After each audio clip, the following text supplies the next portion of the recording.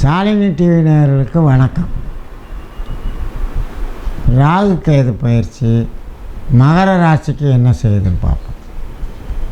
இப்போ பாருங்கள், மகர ராசிக்கு 5ஆம் இடம் நமது ராசி, கேது 7ஆம் இடம் மூத்த சகோதரம் லாபம்.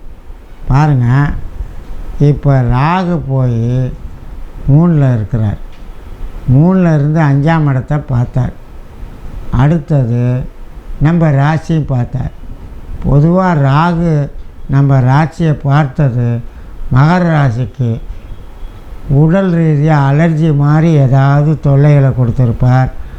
அடுத்தபடியாக பாருங்கள், நம்ம 5ஆம் இடத்துல குரு இருந்தாலும் கஷ்டம் நஷ்டம்தான். ஏன்னா ராகு அதையும் பார்த்துட்டார்.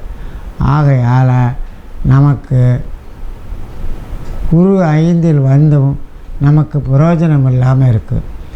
ஆகையால் அடுத்தபடியாக கேதுவும் பாருங்கள் 9ல் இருந்தார். அவரும் பாருங்கள் 7ஆம் இடத்தை பார்த்தார். நமக்கு உத்தியோகம் தொழிலில் இந்த வகையில் சிரமங்களை கொடுத்தார்.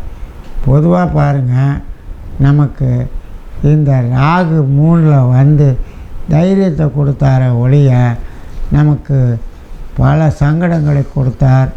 5ல் இருக்கிற குரு நமக்கு எந்த விதமான நன்மையும் செய்ய முடியவில்லை.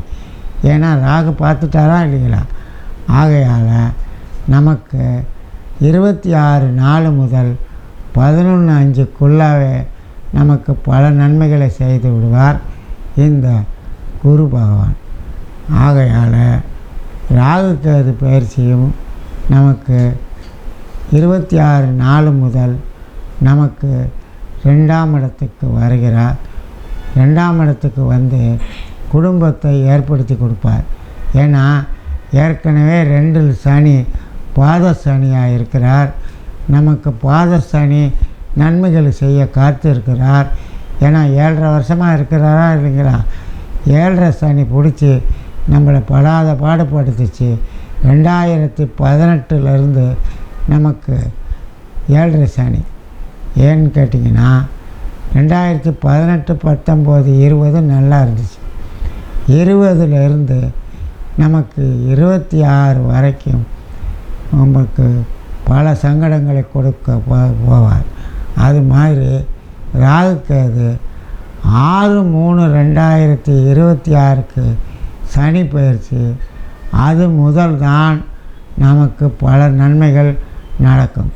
எனவே 2026 மார்ச், 2027, 2028 இந்த 2.5 வருஷமும் நமக்கு பொற்காலம். எனவே பொறுமையாக இருந்து இந்த ராகு கேது 2ல் இருந்தாலும் குரு 11/5/2025 வந்து நமக்கு அதை பார்வை செலுத்துகிறார். இதில் நல்ல காரியங்கள் நடக்கும். பாத சனி சில நன்மைகளை செய்வார் குரு பார்வையின் பலனால்.